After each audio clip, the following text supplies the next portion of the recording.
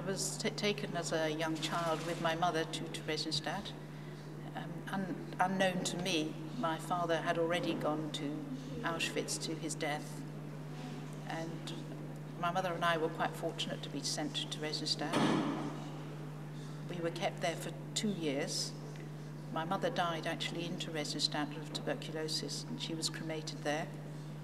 And I was hidden in Theresienstadt with 5 other orphans, and we were liberated in 1945 in May by the Russian army, and we were taken to a hostel not far from Prague, where the international community decided what they were going to do with us, and also to find out whether any of my family had survived.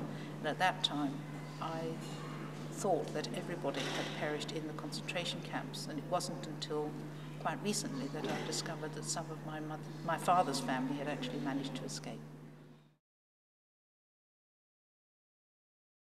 My first memories were of the flight coming from Prague to England, because it was very scary, very different, whereas in the camp every day was the same.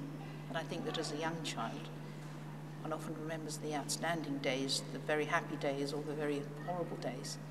But every day in the camp was the same, there was nothing to remember. But the flights were very noisy, the planes were very dark and scary, because I didn't know what was going to happen to me, where I was going, what was going to happen.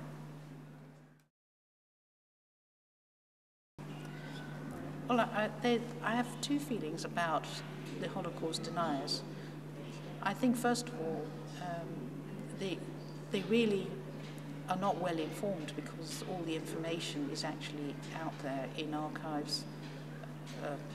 There are a lot of information the Nazis left, not only in documentary form, but in photographs and film.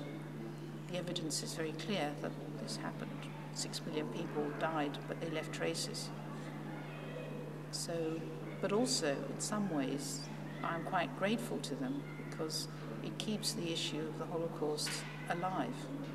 Otherwise, people will say, oh, it's so long ago, it's in the history books. It's too long ago, let's move on. But it does keep the issue alive, and I find that it's a useful tool to show people